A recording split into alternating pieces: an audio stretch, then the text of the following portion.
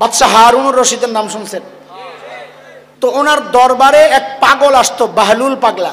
বাদশাহ বুঝতেন যে এই পাগল কিন্তু জেনতেন পাগল না, এটা আল্লাহওয়ালা পাগল। বাদশাহ হারুনুর রশিদ বলে রাখছেন, বাহলুল পাগলার জন্য আমার দরবারের গেট অল টাইম ওপেন, তাকে আটকানো যাবে না, যখন আসতে চায় তাকে আসতে দিবা। একদিন বাহলুল আসছে, বাদশাহ একটা ছড়ি ছিল, ছোট্ট লাঠি, আগেকার রাজা বাদশাদের হাতে ছোট্ট লাঠি থাকতো, এই ছোট্ট লাঠিটারে বাদশাহ এরকম ঘুরাইতেছে, এর মধ্যে বাহলুল ঢুকছে।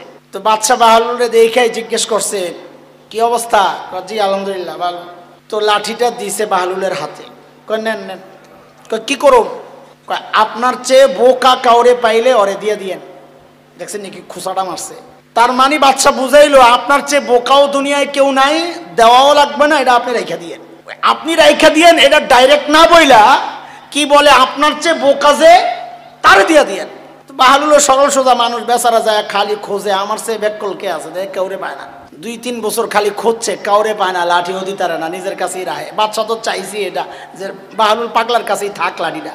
2-2.5 বছর পর হঠাৎ খবর আসছে হারুনুর রশিদ মৃত্যু সজ্জায়, জীবন সায়ান্নে উপনীত, জীবনের শেষ দিনগুলো কাটাচ্ছে। বাহলুল চিন্তা করছে, আরে বাদশাহ আমারে কত মায়া করছে, একটু দেখা আসি। রুগীকে দেখতে যাওয়া এটা অনেক সওয়াবের কাজ, এটা সুন্নাহ। বাহলুল রওনা দিছে হারুনুর রশিদের দরবারে। দরবারে যখন যায় ঢুকছে, বাদশাহ হারুনুর রশিদকে সালাম কালাম করছে, কেমন আছেন? তো বাদশাহ হারুনুর রশিদ বলতেছে, বাহলুল সাহেব আমার তো সফরের সময় হয়েছে। বাহলুল বলে কি, মাশাআল্লাহ লোকজন পাঠাইছেন নি আগে? আপনি পাগলামি আর ছাড়লেন না, আখিরাতের সফরে বুঝি লোক পাঠায়? আপনি দিয়ে 1 মাসের লেগে কোথাও গেলে আগে সৈন্য টৈন্য পাঠাইয়া এলাকার খোঁজ খবর লন, এনে পাঠান নাই? কি পাগলামি করেন ঢাকা? ওইখানে কাউরে আগে পাঠান যায় না মিয়া? ও আচ্ছা, খানা টানা পাঠাইছেন? পাগলামি সারেন, চুপচাপ বোন আইসেন, দেখতেন, দোয়া করে যান। আপনি কি কথা কন এগুলা? খবরে গেলে বুঝি খাওন দিব, এনে বুঝি খাওন লয়ে যাওয়া যায়? তো বাহলুল পাগলাও জিজ্ঞেস করে, খানা টানা পাঠাইছেন নি? আরে পাগল, কবরের মধ্যে খানা পাঠাইছে? কি কই রাখো পাগলামি, চুপচাপ বানাবে। আরে আচ্ছা ঠিক আছে বাদ দেন, আইবেন কবে? আরে আপনি তো পুরা পাগল হয়ে গেছেন, দেখা যায় আখিরাতের সফরে কেউ যায় আবার ফেরত আসে নাকি? ও তাই? বাদশা পাইছি। বলে কি পাইছেন? আমার সে ব্যাককল পাইছি একজন। কারে কারে ধরেন, আপনার লাঠি আপনি নিয়ে এলো, আপনার লাঠি আপনি নিয়ে নেন। বলে কেন? বলে আমি এই 2.5 বছর 3 বছর খুঁজেছি আমার চেয়ে বেকুফ নির্বোধ কাউকে পাই কিনা লাঠিটা দেওয়ার জন্যে। আজকে আমি বুঝে গেছি আমার চেয়ে নির্বোধ এই দুনিয়ায় আপনি।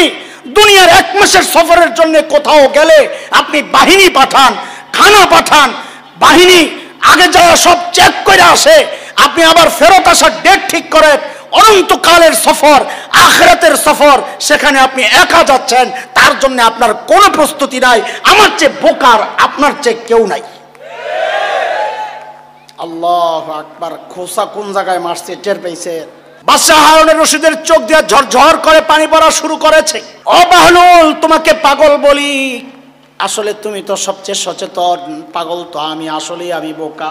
অনন্তকালের সফরের জন্য আসলেই তো আমার কোনো প্রস্তুতি নাই, অথচ অল্প সময়ের জন্য বের হইলে আমার কত প্রস্তুতি থাকে। আসলেই তো আমি বোকা। দোস্ত, ঠিক এই কথাটাকে আমি আরেকটা হাদিস আপনাদের সামনে পড়েছিলাম। নবী আলাইহিস সালাম বলেছেন, আল কাইয়িসু মান দানা নাফসাহু ওয়া আমিলা লিমা বাদাল মাউত। প্রকৃত সচেতন, প্রকৃত বুদ্ধিমান তো সে যে নিজেকে চিনে। আরে মুসলমান, আজকে আমি আমাকে চিনি নাই। আমি ওই ইহুদি কেমনে চুল রাখে তার মতো চুল রাখার চেষ্টা করি। আমি শ্রেষ্ঠ নবীর শ্রেষ্ঠ উম্মত, আমি নিজেকে চিনি নাই। আমি বুঝলাম না আমি শ্রেষ্ঠ নবীর শ্রেষ্ঠ উম্মত। গোটা দুনিয়া আমাকে ফলো করবে, গোটা দুনিয়া তাকায়া তাকায়া দেখবে আমি কেমনে চুল রাখি, আমি কেমনে দাড়ি রাখি, আমি কেমন জামা পরি।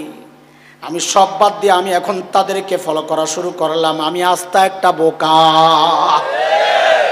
নবী বলেন, আল কাইয়িসু মান দানা নাফসাহু, প্রকৃত বুদ্ধিমান সচেতন সেই মানুষ যে নিজেকে চিনে।